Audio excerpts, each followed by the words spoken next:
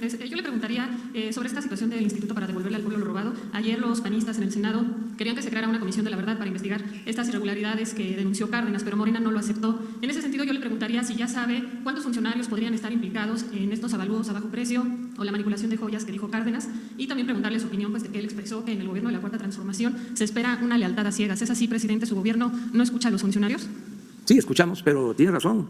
Pedimos lealtad a ciegas al proyecto de transformación, porque el pueblo nos eligió para eso, para llevar a cabo un proyecto de transformación, para acabar con la corrupción, para acabar con los abusos, para llevar a cabo un gobierno austero, sobrio, para hacer justicia.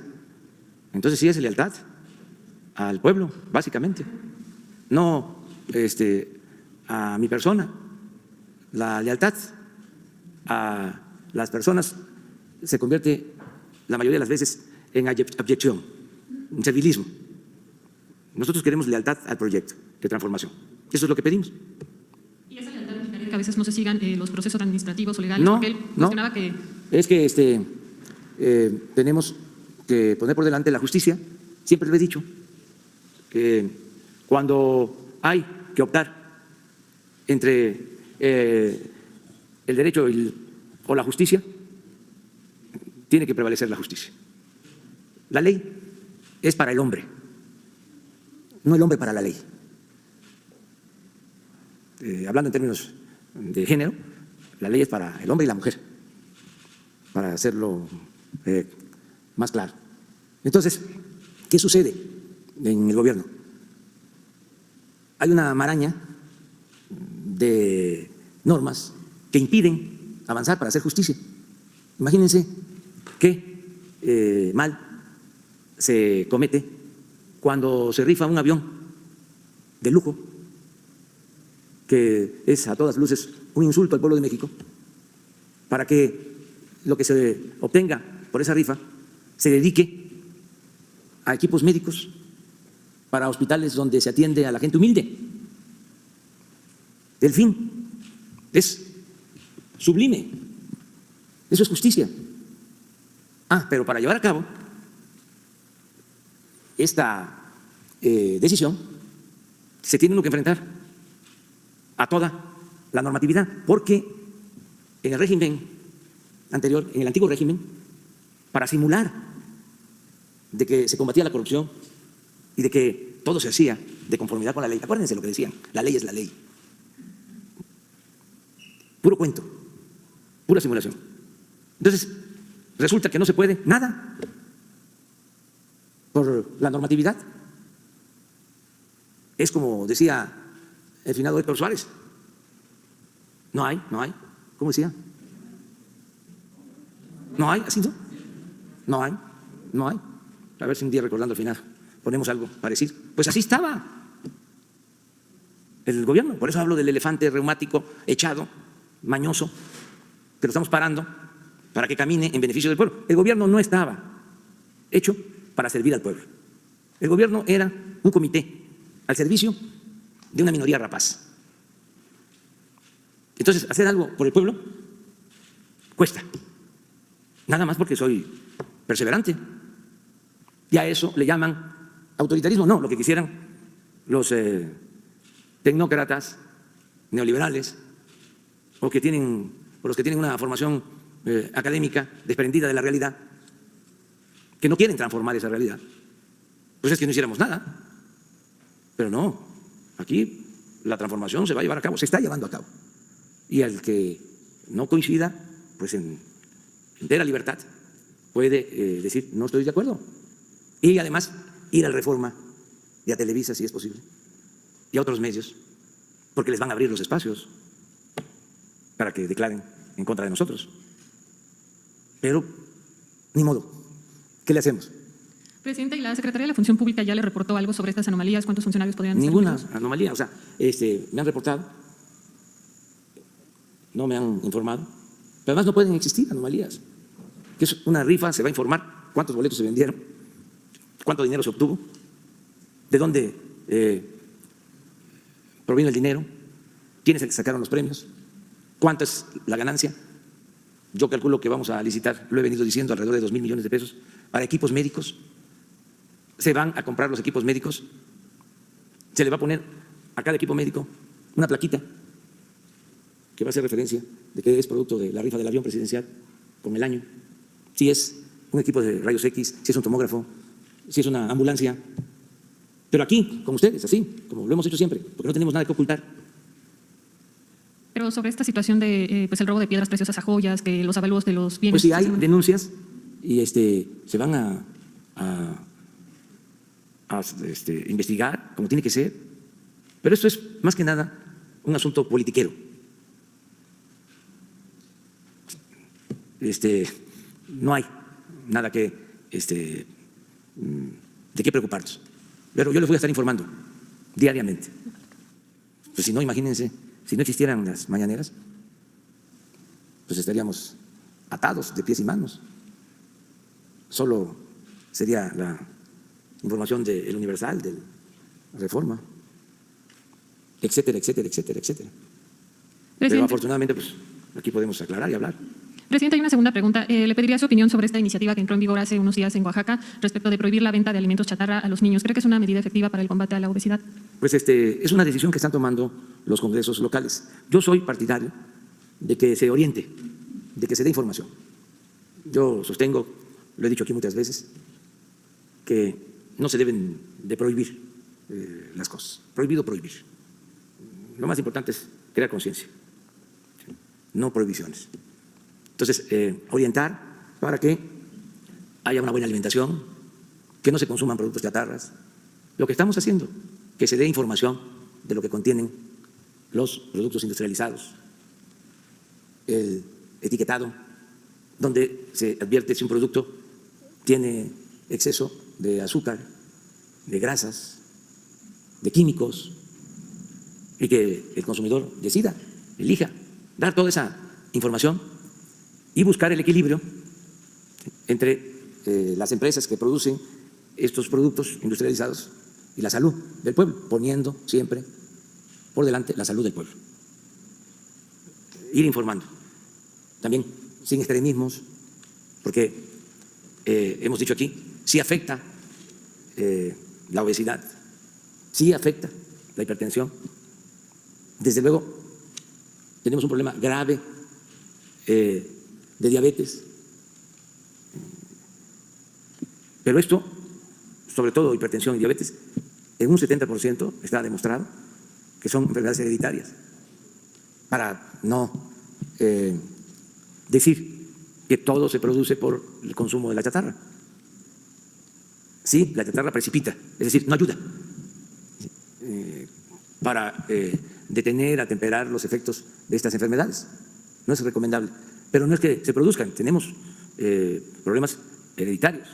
Ahora, necesitamos hacer toda una campaña en contra de la obesidad, nos perjudica mucho y eso está ya decidido, 2 campañas que tienen que irse perfeccionando y van a funcionar muy bien en el tiempo que nos queda en el gobierno.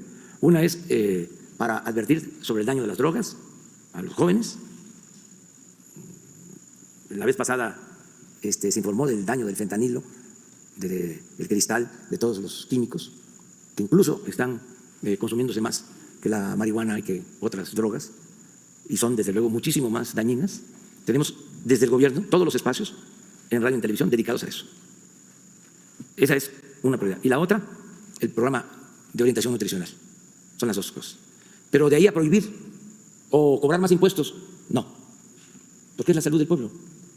No vamos a estar sacando dinero a costa de la salud del pueblo, cobrándole más a los que venden los refrescos, los que venden los productos industrializados, las golosinas industrializadas, porque supuestamente así vamos a tener dinero para hacer hospitales. No, no queremos solo curar a la gente, lo que queremos es que no nos enfermemos. Lo importante es prevenir, no curar. Entonces, desde luego, yo no puedo tener injerencia en lo que decidan en los estados, pero mi opinión va en el sentido de que se oriente y no caigamos en prohibiciones. Finalmente, presidente, le preguntaría qué le responde al gobernador de Chihuahua, Javier Corral, que acusó que pues, es un talante autoritario el que el gobierno federal haya decidido levantarse de las mesas de seguridad por la posición que ha tenido el gobierno de Chihuahua en el tema del agua. Pues que respeto su punto de vista, pero no lo comparto.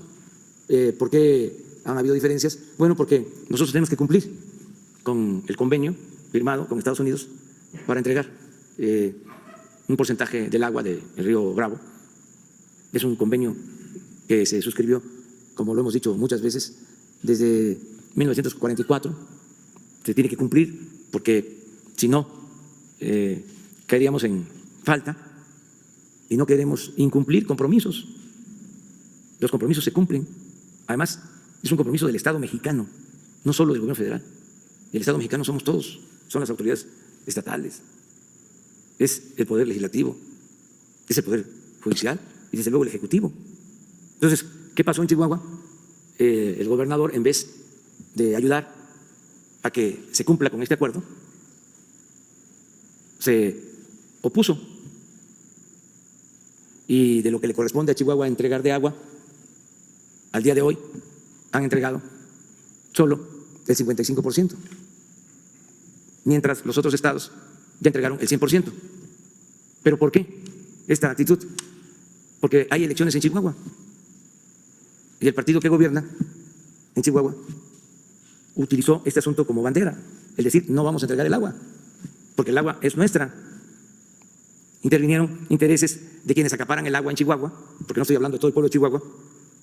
Hay nogaleros que tienen un acaparamiento de agua excesivo, que han estado ahí promoviendo este movimiento, presidentes municipales del PAN, el gobernador, el que está de posible candidato del PAN a la gobernatura, Gustavo Madero. Entonces, por eso las diferencias. Y como a mí no me gusta la hipocresía,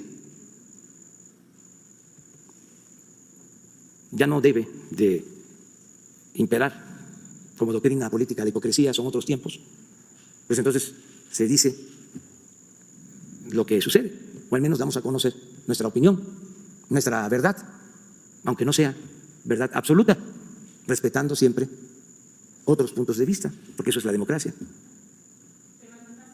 De las mesas de seguridad no también se politiza más. No, porque tenemos que definir posturas. ¿Cómo vamos a estar tratando asuntos de interés nacional cuando tenemos la oposición al interior, cuando se está conspirando en estas reuniones? Toda la información que se daba a conocer de inmediato la sabían los dirigentes de este partido. Entonces, así no. Las presas, y eso se tiene que saber, son sitios estratégicos que tienen que ser resguardados. Entonces, cuando empiezan a plantear de que se salga la Guardia Nacional, ¿quién va a cuidar las presas? Es como las refinerías, como los puertos. Además, lo hemos visto aquí, no se puede violar la Constitución buscando hacer justicia por propia mano. A ver, vamos de nuevo a poner el artículo 17. ¿Cómo es que toman la presa? Y además hay destrozos y se afecta la hidroeléctrica. Entonces, así no es la situación.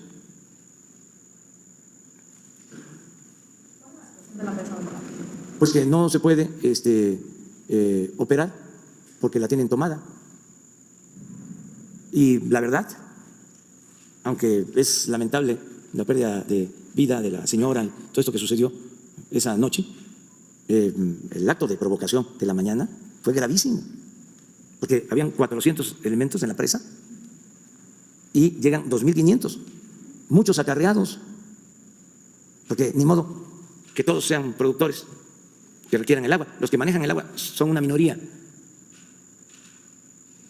Mañana vamos a dar a conocer los datos solo de una familia productora de nuez, que tienen nogaleras. Una familia.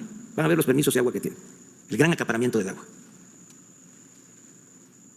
Y también adelanto que van a haber cambios en la Conagua porque estaba tomada la Conagua por estas personas, por un partido. Sí, por el PAN. ¿Es venganza, presidente? ¿Mande? ¿Es venganza? No, vamos a que el gobierno esté al servicio de todos y que se pongan por delante los intereses de la nación, no los intereses de grupo. Entonces, si la justa destraba este conflicto del agua no se Miren, realiza. nada más. Ninguna persona podrá hacerse justicia por sí misma, ni ejercer violencia para reclamar su derecho.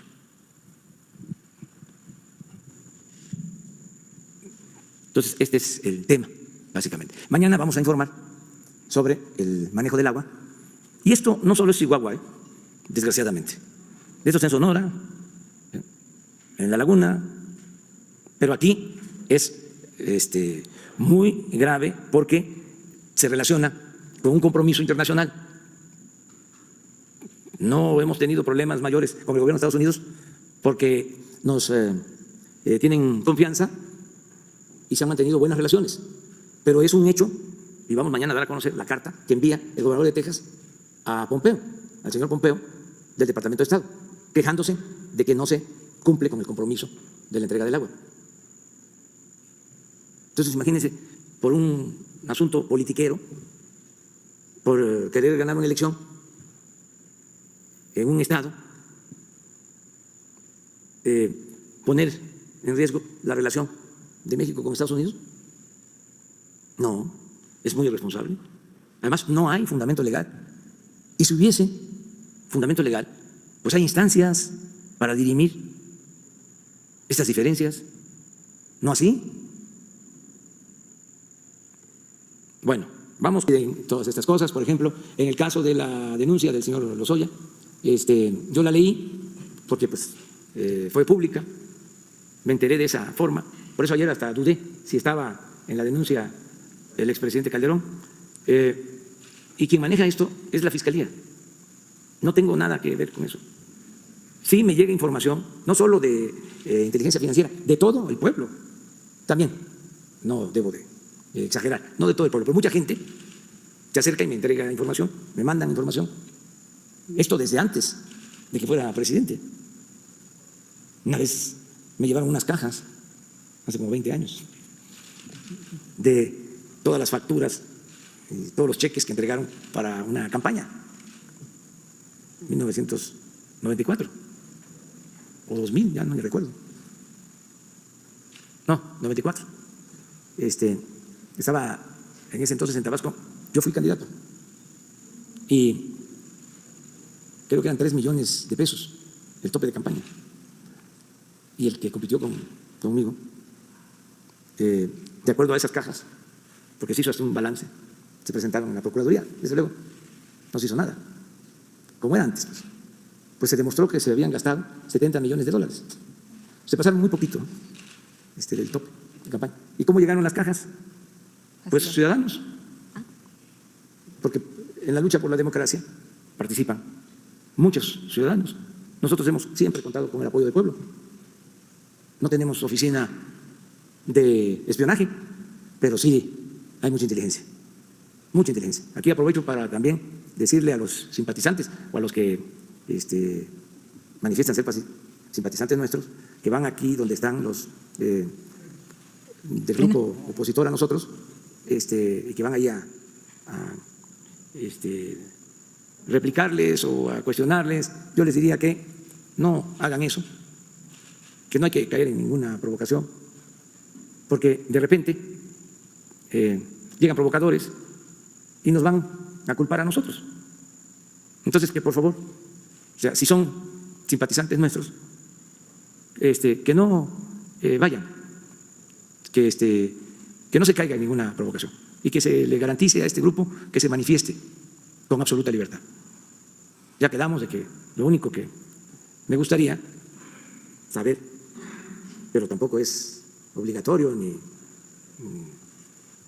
es un mandato de la autoridad, es algo voluntario. Lo único que pido es que ojalá y se queden a dormir los dirigentes. Ya dijo que no, presidente. Porque que no se quede nada más la gente, sino que estén ahí los dirigentes, ¿no? Que se queden a dormir. Y también los que están detrás, que se queden allá a dormir. Se sabe que este movimiento lo encabeza un señor Lozano, Gilberto Lozano. Pues ese tiene que quedarse ahí. Ya dijo que no, presidente, ayer. Hay otro, un conductor de radio, Pedro Ferriz también, y atrás otros, que ahí se va a ir sabiendo. Y lo único es que tienen todo el derecho de manifestarse, toda la libertad, pero que no dejen a la gente sola. Un dirigente tiene que enfrentar a quienes se cuestiona y no dejar solo a los seguidores y estar ahí día y noche, llueva, truene o relampaguee, ahí. Nada de manipulación. Pero, repito, no es obligatorio. Es nada más voluntario. Ahí de repente me voy a asomar, como vivo aquí, por la ventana para ver si ya llegó Pedro Ferriz. Ya dijo que nadie aguanta 24 horas en una casa de campaña. Hay uno que siempre apoya a este grupo, pero no da la cara en esto. Y ojalá y venga aquí, el de Coparmex, Gustavo de Hoyos. Sería bueno que viniera. No saben si están siendo apoyados por Aguilar Camín o por Krill, porque también, digo, no Krill, Krause. Loret de Mola, pues sí, todos esos que pongan su casita de campaña aquí. Unidad. Digo, si son miembros de este movimiento, si no, no tienen por qué.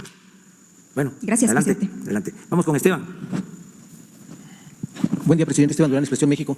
Presidente, ayer 10 gobernadores conformaron la alianza federalista y en la que dieron a conocer que no están de acuerdo con el presupuesto que Hacienda les dio, el presupuesto 2021, y que buscarán a toda costa allegarse de más recursos.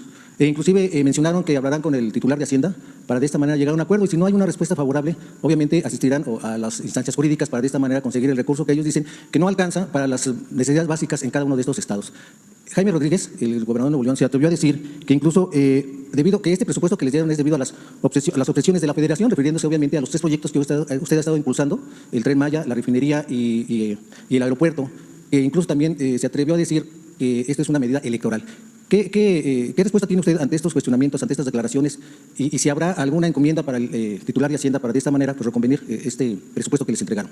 Pues es muy claro, no vamos nosotros a dejar de entregar el dinero que le corresponde a los estados. Ojalá se sepa bien que no hemos dejado de entregar las participaciones federales a los estados, que el gobierno de Nuevo León ha recibido todo lo que le corresponde, y todos los gobiernos. Estamos al día, no les debemos nada, nada absolutamente. Y la indicación que tiene el secretario de Hacienda es de que, sin distinción de partidos, de simpatías, acercamientos o oposición, se entregue en tiempo, en forma y el monto que por derecho le corresponde a los estados. Y esto se ha cumplido. Si no les alcanza, ellos tienen que buscar la forma de ahorrar, que no haya corrupción, que no haya derroche, gastos superfluos. Nada más les preguntaría, ¿cuánto se destina a publicidad en los estados? Hay muchas formas de ahorrar. Entonces, que no se confunda. Las obras que nosotros estamos haciendo tienen que ver con lo que le corresponde ejercer al gobierno federal. No les quitamos nada a los gobiernos estatales. La pensión para los adultos mayores que reciben todos los adultos mayores del país es inversión federal. No aportan nada los gobiernos estatales. Las becas para niñas, niños con discapacidad es inversión del gobierno federal. Las becas para estudiantes de familias pobres, sean niños de Chihuahua, de Guanajuato, de Chiapas, de Tabasco, de la Ciudad de México, los 11 millones de estudiantes que se benefician con becas es presupuesto federal. El Tren Maya se hace con presupuesto federal. No hay presupuesto del Estado ni de los municipios. El aeropuerto es presupuesto federal. Entonces, nosotros estamos actuando de conformidad con la Constitución y con la ley. Hay una ley de coordinación fiscal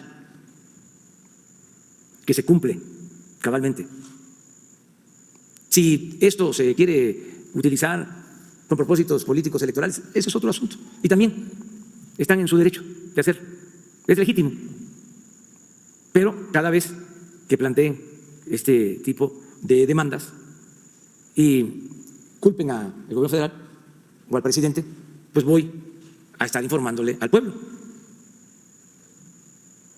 Y ya no hay partidas de moches. Y eso se terminó. Es que antes habían partidas fuera del presupuesto. Querían ayudar a un partido, incluso a un posible candidato a gobernador, y le daban recursos del presupuesto. Ya les mencioné en una ocasión cómo todo lo que era calles y banquetas, el presupuesto de cultura para estados, municipios y para infraestructura deportiva se le entregaban a los legisladores. Y los legisladores negociaban con gobernadores y con presidentes municipales y entregaban ese presupuesto a cambio de moches, de sobornos. Y en estos tiempos que está por aprobarse el presupuesto, eran romerías de organizaciones campesinas, organizaciones de todo tipo, más presidentes municipales, gobernadores, grandes comilonas que les hacían a los diputados para sacar presupuesto. Y entonces el gobierno federal, para mantener tranquilos a todos, pues repartía, maiceaba. Bueno, dejo la investidura. Ya voy a tener una percha para acá. Y todos contentos, sí, nada más que el pueblo no recibía nada. El que no estaba combinado era el pueblo. Y ahora todo el presupuesto es para el pueblo. Ya no se queda en el aparato gubernamental, en la llamada sociedad civil, en las organizaciones sociales. ¿Cuánto sacaban de dinero estos intermediarios? Habían las llamadas organizaciones no gubernamentales, pero no eran independientes, no eran en sentido estricto no gubernamentales, recibían recursos. Entonces todo eso se está terminando. Es lo mismo de los fideicomisos. Creaban fideicomisos para todo, sin control, dinero que se manejaba de forma discrecional. Por eso hay inconformidad. Eso es lo mismo de la reducción a otros gastos. Yo entiendo de que determinaron ya esos privilegios. ¿No habrá presión? Pese a presiones, ¿se mantendrá este paquete económico para estos 10 estados? Se mantiene. Es lo mismo, porque no hay nada ilegal, no hay nada injusto. Sí, porque ellos manifiestan que esta autoridad republicana va contra los intereses de los pobres, de la salud, de educación, No los etcétera. tocamos a ellos. El plan de austeridad republicana es federal. Ojalá y fuese de observancia nacional y que se aplicara en los estados y en los municipios. Pero no. Cuando nosotros decidimos reducir los sueldos de los altos funcionarios públicos, empezando por el sueldo del presidente, en un 25% por la pandemia, es voluntario y lo hacemos los funcionarios del gobierno federal. No se les dice, los gobernadores van a tener que también aportar. Miren lo que pasa con los presupuestos de los partidos. No hablan del tema. ¿Por qué no donan la mitad del presupuesto de los partidos para la compra de vacunas, para enfrentar el COVID? ¿Por qué se quedan callados? Entonces, ¿por qué hablan mal de la austeridad si a ellos no les perjudica en nada? Al contrario, por la austeridad es que están llegando los apoyos a los adultos mayores, y por la austeridad es que se están entregando de manera directa los apoyos para el mantenimiento de las escuelas que estaban completamente abandonadas. ¿En qué se les perjudica? Yo pues aceptaría que esté molesto Krause y Aguilar Camín y otros, porque ya no se compran las revistas que se compraban de esas editoriales, ni se compran libros de estas empresas editoriales por la austeridad. Ahí, vamos a decir, hay alguna justificación, pero el caso de los gobiernos estatales no se les ha quitado ni un centavo por el plan de austeridad. Yo no les he dicho, el que tenga avión que lo venda, o ya no vayan tanto al extranjero, o ya no hagan tantas fiestas y comilonas, y ya no traigan tanto aparato de acompañamiento. No dije, desaparece el Estado Mayor Presidencial y así tiene que ser en los estados. No es por ley, porque entiendo que no todos son partidarios del principio juarista de que no puede haber gobierno rico con pueblo pobre. Gracias, presidente. Dos temas más. En sus reuniones de seguridad ya piensan en una estrategia especial para abatir el homicidio doloso y los feminicidios, presidente. Y en el último tema, hay gran queja en el municipio de Zacapuaxtla, en Puebla, en donde la corrupción, el nepotismo e influyentismo, bueno, pues están a la orden ahí, a causa del edil Evodio Santos Trejo, quien tiene ahí sobrinos, primos, hermanos, etcétera. Todo esto en complicidad se menciona ya del gobernador Miguel Barbosa. Hay quejas de los pobladores de este municipio, incluso también de quienes son fundadores de Morena allá en ese municipio. Gracias, presidente. Pues que en este caso que se investigue y que se actúe. Nosotros estamos en contra, repito, del influyentismo, del amiguismo, del nepotismo. No aceptamos ninguna de esas lacras de la política. Pero volvemos a lo mismo. O sea, a mí me corresponde atender lo relacionado con el gobierno federal, porque no es un régimen centralista, sino federalista. Y los estados son libres y son soberanos y tienen sus poderes, igual que en lo federal. Entonces no quiero yo involucrarme más que con el ejemplo, que no es poca cosa. Es decir, antes los abusos, los excesos, el mal ejemplo se daba de arriba hacia abajo. Ahora ya no es así. Y en cuanto a lo que mencionas de homicidios, sí, vamos avanzando en general. Vamos logrando, a pesar de la complejidad del problema de la inseguridad y de la violencia, se ha ido avanzando bastante. Yo en el último informe hablé de que solo en el caso de homicidio y de otro delito teníamos incrementos. En casi todos los delitos ha habido disminución. Pero qué bien que me preguntas, porque ayer se dio a conocer un dato del INEGI sobre homicidios. Y se los voy a dar a conocer. Aquí aprovecho para decir que esto que se ha logrado tiene que ver con un cambio en la estrategia, porque ahora se atienden las causas, el origen de la violencia, se procura el bienestar del pueblo, se atiende a los jóvenes. No hay que olvidar qué hicieron con los jóvenes. Los dejaron en el abandono, los marginaron. Muy chistoso. Uno que fue rector, ya no voy a puntualizar más por la investidura, fue el que acuñó la frase esa de ninis, que ni estudian ni trabajan, y ja, ja, ja, ja, ja. Mi risa diabólica, siniestra. Bueno, fue lo único que hicieron, etiquetarlos, llamarlos ninis. No hacían nada por los jóvenes, nada, nada, nada. Era la nada. ¿Sí? Y ahora estamos atendiendo a los jóvenes para que no los enganchen, para que no se los lleven las bandas. Y por eso, estos resultados, esto es el INEGI, miren.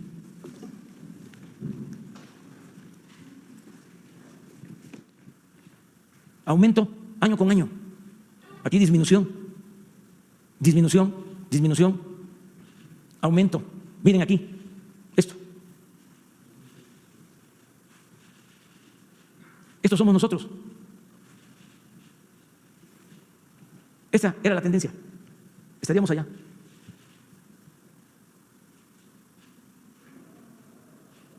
Esto es del INEGI. Claro, lo que queremos es esto y lo vamos a lograr. Queremos esto. Lo estamos limpiando. Imagínense una policía que nos dejó García Luna, cómo, además, con policías como Cerón, quieren que yo hable de los que fueron procuradores, pero así vamos.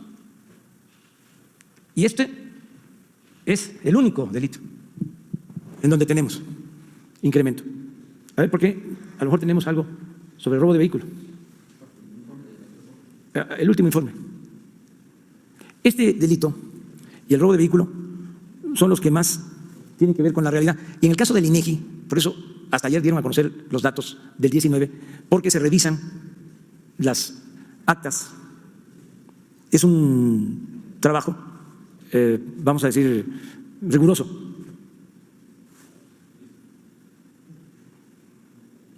El otro delito en donde no hay cifra negra es robo de vehículo.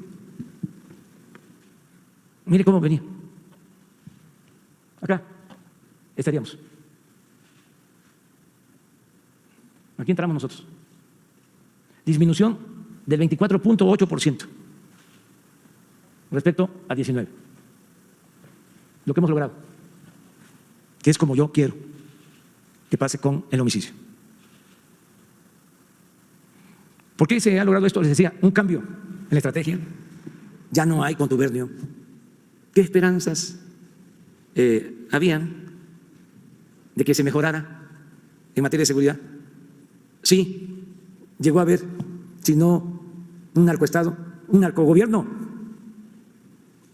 Esto no les gusta a nuestros adversarios, pero esa es la realidad. Ni modo que yo acusé a García Luna en Estados Unidos.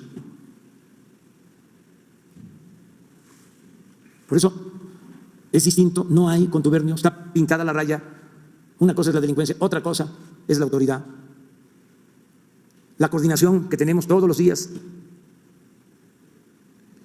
Aquí quiero aprovechar para agradecer el trabajo de la Secretaría de la Defensa, de la Secretaría de Marina, la creación de la Guardia Nacional, la coordinación eficaz de Alfonso Durazo, coordinador del Gabinete de Seguridad, un servidor público ejemplar, como otros,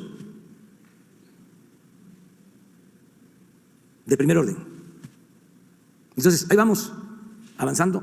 La cuarta transformación se está llevando a cabo y hay obstáculos y hay resistencias, pero es normal.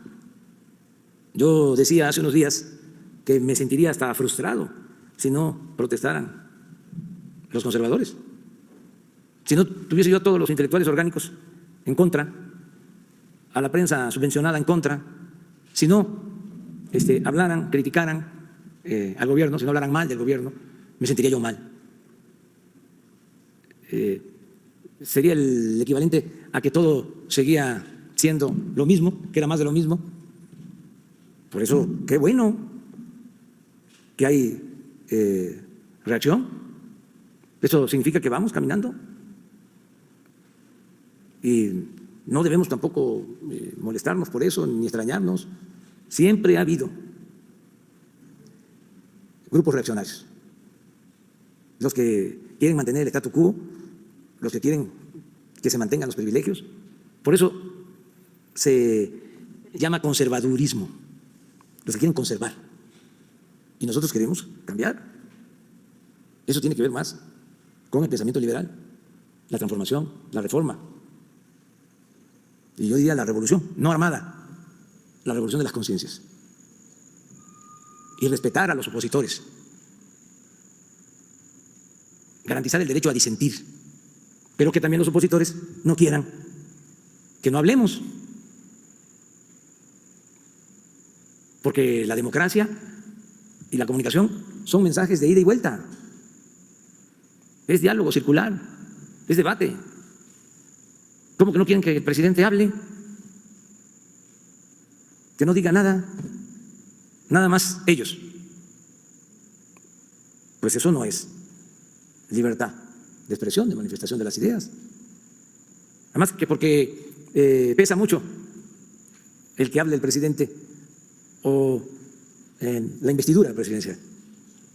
Sí, puede ser, pero ¿y cuánto peso se acumula con tantos medios articulados para atacar al gobierno?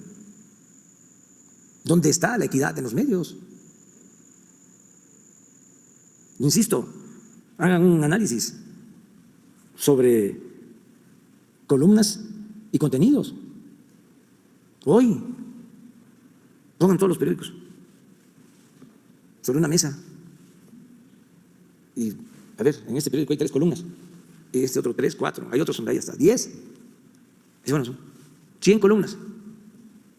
¿Cuántas con análisis objetivos, profesionales, independientes? ¿Cuántas en contra del gobierno, por lo que sea? ¿Y cuántas a favor de lo que hacemos? Hoy les aseguro que de 100 no llega a 5 el número de columnas a favor de lo que estamos haciendo. Entonces, está muy descompensado, porque eso no refleja el sentir del pueblo. En las encuestas nosotros sabemos 70% de aceptación. No queremos que nos den el 70%. No. El 20 o el 10, no el 5. Entonces, respeto a la libre manifestación de las ideas, cero censura, nada más que nos permitan también a nosotros expresarnos, porque ya acallarnos, pues ya significaría que claudiquemos, no que nos tengamos que ir. Es como, suicídate y luego hablamos. Así no, eso no es la democracia. Es lo mismo en el caso de Frena, que quieren que yo deje la presidencia. Sí, nada más que en una democracia el pueblo es el que manda, el pueblo decide. No puede ser que porque se están cobrando los impuestos a los que no pagaban impuestos, ya quieren que yo me vaya. Que se esperen, además, vienen las elecciones, viene la revocación del mandato, y no hay inconveniente de que se esperen hasta entonces aquí. La única cosa es que sí duerman los dirigentes, que encabecen ellos, ¿no?, el movimiento. Bueno, vámonos, adelante, tú. Pero sobre espionaje, pues la verdad no es novedad. Nosotros en la oposición siempre fuimos espiados, ya muchísimos años. Les comentaba yo que cuando me dieron mi expediente, o una copia, porque se tienen que respetar los archivos históricos, encontré una carta firmada, 2 o 3. ¿No tienes tú ese expediente? Mi expediente, donde me espiaba Nazararo, de la Federal de Seguridad. Como siempre, tenemos que tener presente a los jóvenes, que nos importa mucho la formación de los jóvenes. Este señor Nazararo era el encargado de la persecución a opositores en los momentos de más autoritarismo en México. Ya falleció. Pero este informe de Nazararo sobre mi persona, que me acusaba, así como los de Frena, de ser comunista, fue de 1979. Era yo director del Instituto Nacional Indigenista. Trabajaba yo en la zona indígena Chontal, con los pobres. Además me llena de orgullo. Y para ellos eso era comunismo, el ayudar a los pobres. Por eso, cuando el Papa dice que ayudar a los pobres no es ser comunista, pues me parece correcto.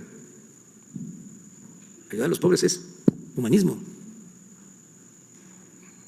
es amor al prójimo. Pero ¿cuántos años tiene del 77, 79 a la fecha? 40, 41 años. Imagínense,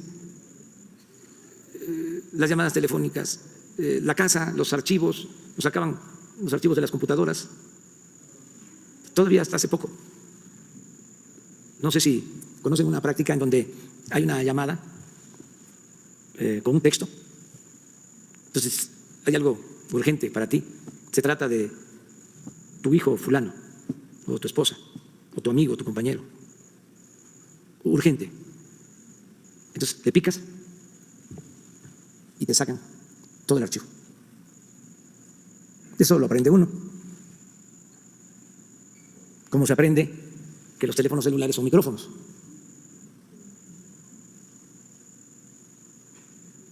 Como se aprende de que pueden sonorizar las pláticas. Bueno, todo ese espionaje ya no existe. Todo lo que ellos dicen. Pero, además, el que nada debe, nada teme. Si tiene la conciencia tranquila, pues no hay problema. Antes era muy burdo todo lo del espionaje, hasta se escuchaba la grabadora o la máquina de escribir donde estaban pasando el reporte. Ahora no, es más sofisticado. Y lo llevan a la práctica quienes no tienen escrúpulos. No, soy partidario de regular nada. Siento que la prensa se controla con la prensa o se regula con la prensa. Y sí, ya las leyes protegen, ¿no?, al ciudadano. Ya lo que está, no hace falta cambiarlo. Lo que convendría es de que se apliquen las leyes. Pero en mi caso, presentar una denuncia sobre eso, no. Pues tendría yo que pasármela en el Ministerio Público.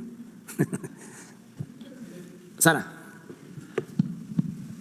Gracias, presidente. Ya hay un proyecto en la Corte, propone el ministro Luis María Aguilar declarar inconstitucional esta consulta para juzgar a los expresidentes. ¿Qué opina? Pues que hay que esperarnos, porque también debe de explicarse de que no solo interviene un ministro. Claro, este es el proyecto, esta es la propuesta que él hace. Este es un proyecto, sí, a votación. sí. No sabía yo. Acaba de salir la nota. ¿A qué horas? Hace unos minutitos.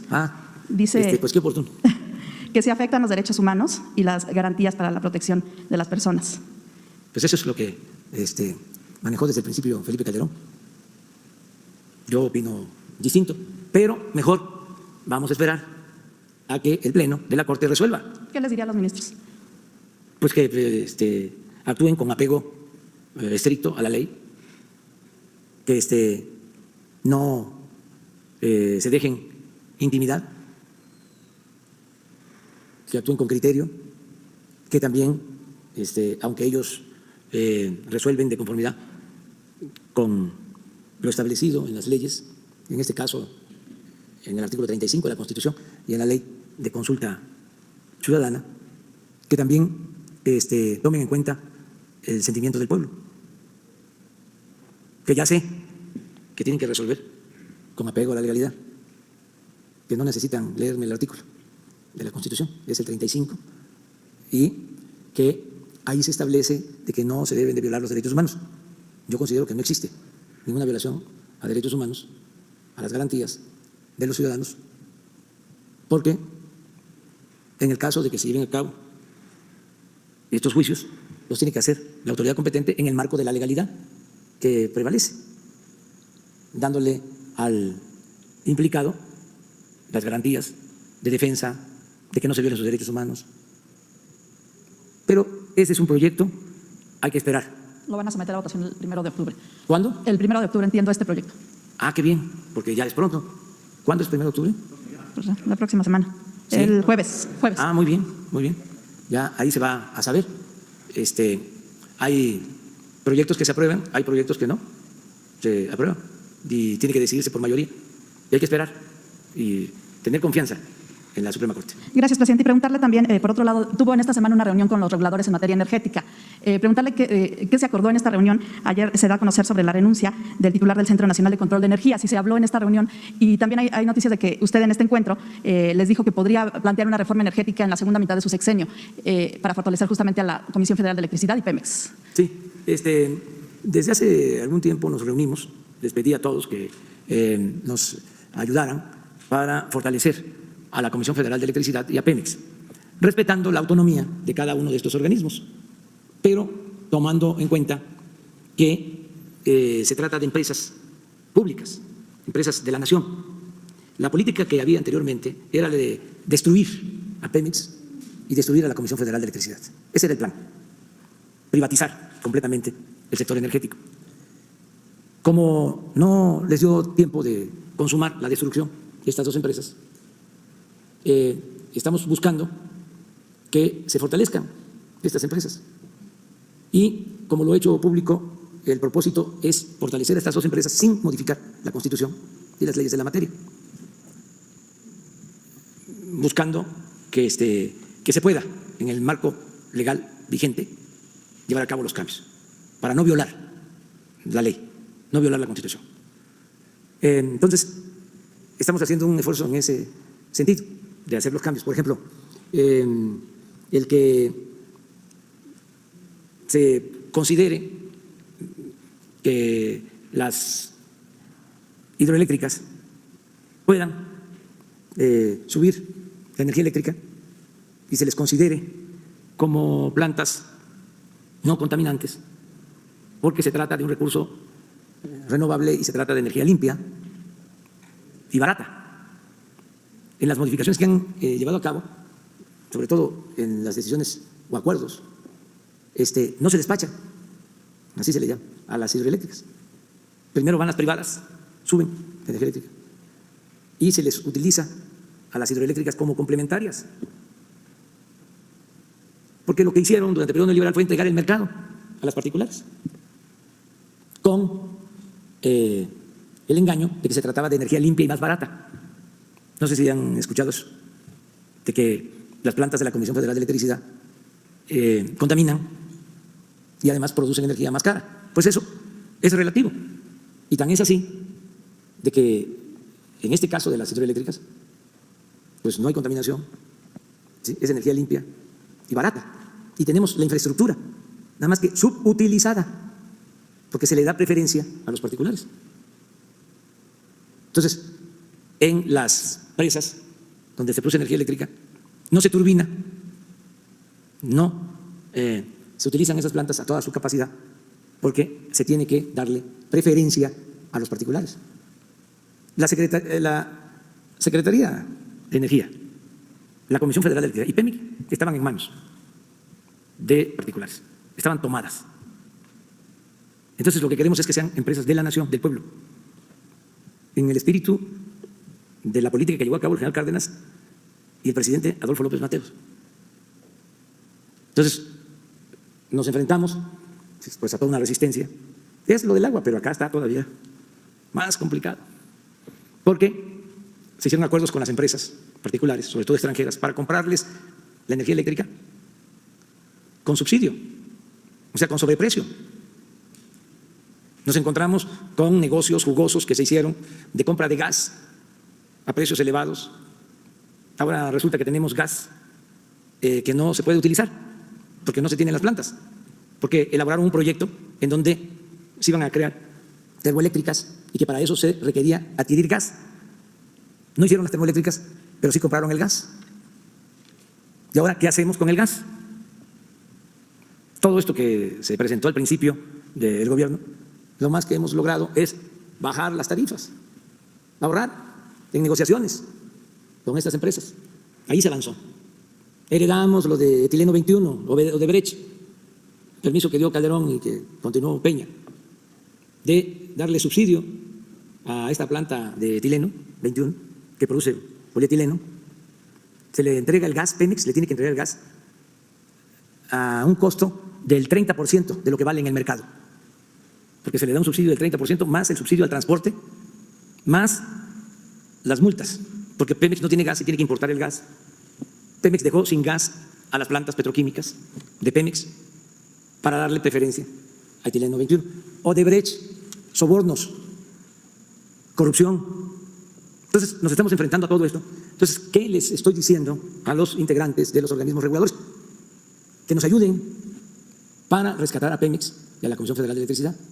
Y hay quienes voluntariamente, por convicción, lo hacen, y hay otros que dicen, yo no estoy de acuerdo, porque pues tienen un pensamiento distinto, un pensamiento neoliberal. Por eso sería esta renuncia.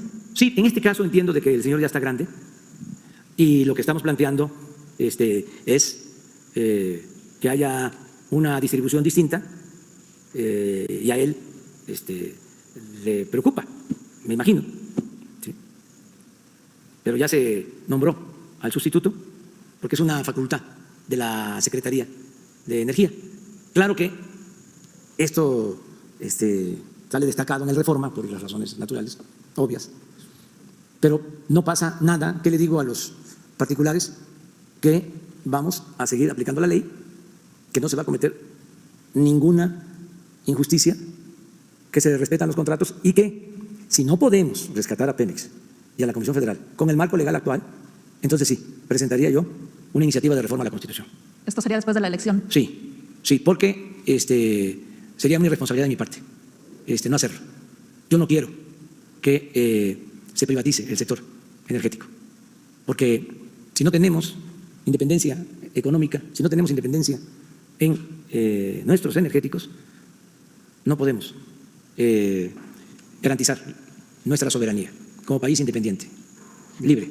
Entonces, es algo muy importante y estoy convencido de que ha sido un fracaso rotundo las privatizaciones. Negocios jugosos, robo, saqueo de los bienes de México, los bienes de la nación, solo en beneficio de particulares. Entonces, evaluaría, digamos, cómo va la CFE Pemex este año, el próximo año y después. Claro, lo estamos evaluando. Para cerrar el sector. Sí, ahora estamos bien, porque nos fue bien en exploración, en perforación de pozos. Estamos extrayendo petróleo de buena calidad, a bajos costos, porque antes lo que les importaba era el dinero, los contratos, iban a perforar al norte, a las aguas profundas. Allá se iba toda la inversión. Cuando el petróleo está en el sureste, está en tierra, en agua somera. Entonces, ahí estamos invirtiendo y ahí estamos sacando petróleo de calidad, petróleo súper ligero y a bajo costos. Ya la tendencia que se mantuvo 14 años de caída permanente en la producción petrolera se detuvo y ya tenemos posibilidad de crecer para tener petróleo. Tampoco vamos a llevar a cabo una extracción irracional del petróleo, porque es un recurso no renovable que pertenece también a las nuevas generaciones. Entonces vamos a extraer solo lo que se requiera para el abasto interno. Por eso las refinerías, el petróleo lo vamos a convertir en gasolinas, en diésel, para dejar de comprar la gasolina en el extranjero. Y solo lo que se va a requerir para ese plan de autosuficiencia es el petróleo que se va a extraer, para dejar reservas, potencial a las nuevas generaciones. En el caso de la industria eléctrica, lo mismo. Vamos a que se fortalezca la Comisión Federal de Electricidad. Ahí no es tanto de capacidad productiva. La Comisión Federal de Electricidad tiene capacidad de producción, pero por estos reglamentos, ordenamientos, acuerdos, no le permiten a la Comisión Federal de Electricidad, fíjense, subir la energía que producen sus plantas, porque el plan era que se cerraran las plantas de la Comisión Federal de Electricidad y que si ahora la producción de energía es 50-50, antes la producción total de energía era de la Comisión Federal de Electricidad, con las privatizaciones que empezaron con Salinas, reformando una ley secundaria, empezaron a crecer los productores independientes o particulares, y ahora la mitad de la energía que se produce en el país ya la están generando los particulares. Y si no se apoya a la Comisión Federal de Electricidad, a finales del sexenio iba a terminar con el 20% de generación de energía, 80% particulares. Ese era el plan, desaparecer por completo la Comisión Federal de Electricidad. Entonces lo que estamos buscando es, a ver, que haya un equilibrio, que la generación de energía en 54% corresponda a la Comisión Federal de Electricidad y 46% a particulares, en una proyección de mediano plazo, hasta el 24, que se mantenga así, porque hay otros elementos a considerar. Yo he ofrecido que no va a aumentar el precio de las gasolinas, del diésel, del gas, de la luz. Si continúa el programa privatizador, no se puede cumplir con ese compromiso. Tan es así que en plena privatización fue cuando empezaron a aumentar el precio de las gasolinas, los gasolinazos, el aumento en el precio de la energía eléctrica. Eso ya no sucede, pero para que los consumidores paguen lo justo, se requiere fortalecer Pemex y la Comisión Federal de Electricidad.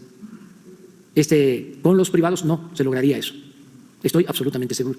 Entonces, eso es lo que estamos haciendo. Si podemos fortalecer Pemex y la Comisión Federal de Electricidad sin necesidad de reforma constitucional, terminamos el sexenio así. Sí, vemos que no es posible, porque dejaron todo esto bien amarrado, ¿sí?, con las llamadas reformas energéticas. Si vemos que no se puede, va la reforma constitucional. ¿Sería para revertir la última reforma energética? Sí. O también lo que dice, por ejemplo, de Salinas, desde esas reformas Sí, legales? todo ¿Qué tanto? sin dejar de tomar en cuenta la participación del sector privado, pero dándole prioridad al sector público. Yo ofrecí desde la campaña que iba yo a esperar 3 años. Por eso ya lo estoy tratando. Yo no engaño a nadie. O sea, es ver si es posible que logremos rescatar a Pemex.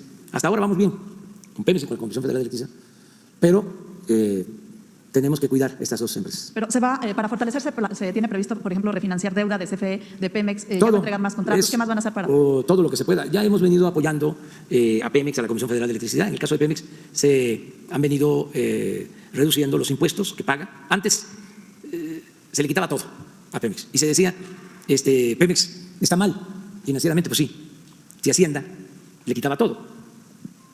Todo lo que producía Pemex era para impuestos. Recuerden ustedes que durante muchos años, de cada peso del presupuesto nacional, 40 centavos, el 40%, provenían de los ingresos petroleros.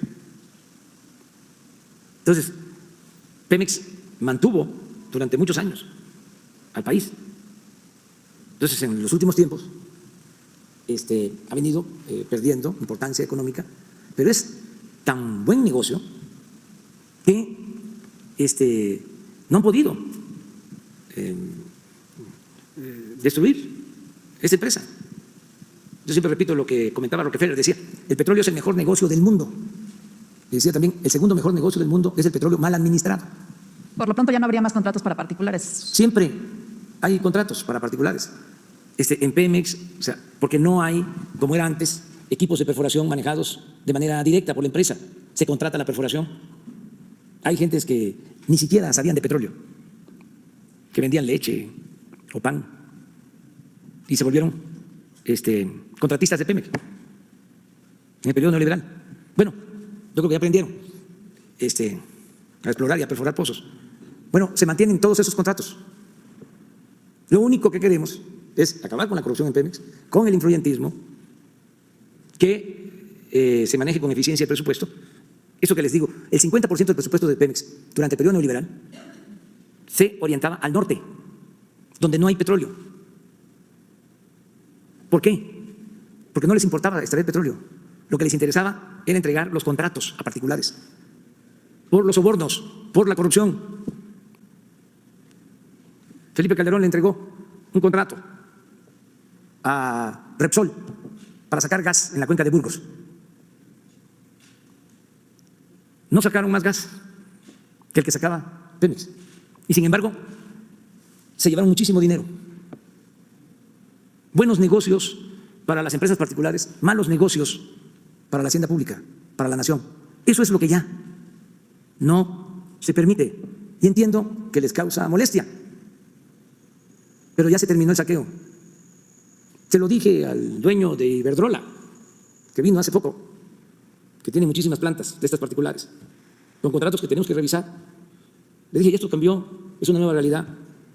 No vamos nosotros a actuar de manera arbitraria, pero tenemos que revisar contratos y tenemos que procurar un acuerdo que no perjudique a la nación. No queremos que se afecte la Comisión Federal de Electricidad. Y le dije con toda claridad, le dije, ustedes nos ofendieron a los mexicanos porque se llevaron a trabajar con ustedes a la que fue directora, secretaria de Energía, a la señora Keixel. Y nos ofendieron más todavía cuando se llevaron de consejero de la empresa de ustedes al expresidente Felipe Calderón. Esa es una ofensa. Eso es inmoral. Te lo dije con toda claridad.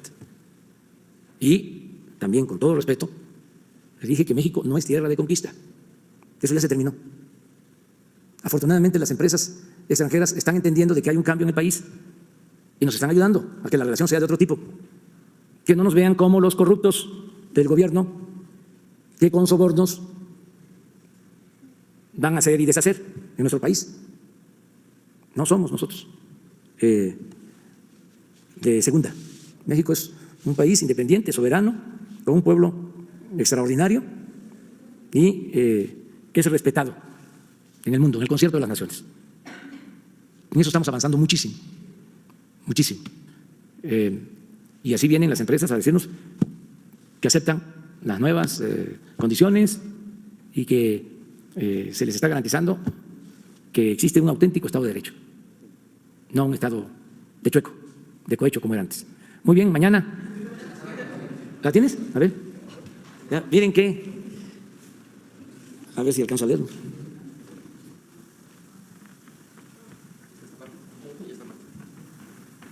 Se hace notar que esta alianza la formaron por sugerencia del secretario del Instituto Nacional Indigenista en el Estado, licenciado Manuel López Obrador, del Partido Comunista Mexicano, PCM, y de Pedro Jiménez Torres, secretario de Acción Popular.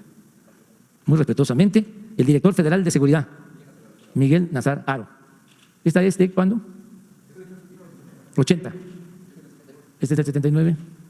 El licenciado López Obrador y el licenciado Nabor Cornelio. Nabor era un abogado, en paz descanse, compañero, que estimaba mucho, y también Pedro. Trabajábamos en el INI. Son dirigentes en esta entidad del Partido Comunista. Miguel Nazar Haro. Por eso, no hay que creer a los informes, no a todos los informes. El problema es que un señalamiento, ya cuando investiguen quién era el señor Nazar Haro, porque yo no voy ahorita a dar mi opinión, ni me quiero meter, porque además no hay que meterse con los difuntos. Un señalamiento así, en aquel entonces, era como una sentencia. Y sobre mentiras. Estamos hablando del jefe del espionaje mexicano. Yo no era militante del Partido Comunista, pero él me señalaba de esa manera. Yo estaba trabajando en las comunidades, ayudando a los pobres y enfrentando cacicazgos, eso sí, y luchando por la justicia. Le tengo que agradecer mucho al finado Leandro Rubirosa Guade, que era gobernador de Tabasco, que me dio la oportunidad de trabajar en el INI. Él había estado de secretario de Recursos Hidráulicos y luego fue de gobernador de Tabasco. Yo estaba saliendo de la escuela y me invitó a ser director del INI. Y era un hombre, vamos a decir, progresista. Y me dio libertad. Y formamos un grupo de jóvenes de todas las disciplinas. Habían economistas, médicos, abogados, sociólogos, antropólogos, todos jóvenes trabajando en comunidades indígenas. 6 años, ahí nació el primero de mis hijos. Y es una etapa para mí importantísima. Pero desde entonces, pues sé lo que es el espionaje y lo he padecido. ¿Y cómo creen que lo voy a permitir? Lo mismo en el caso de las becas. Yo soy presidente, no exagero, en buena medida, porque recibí una beca como estudiante, si no, no hubiese podido estudiar. Entonces, para mí las becas son sagradas. Es parte de la experiencia, ¿no?, que se tiene. Entonces, no deben de confundirse nuestros adversarios. Nosotros tenemos convicciones, venimos de abajo luchando por la justicia y no vamos a traicionar al pueblo ni nos vamos a traicionar a nosotros mismos. Muy bien, mañana.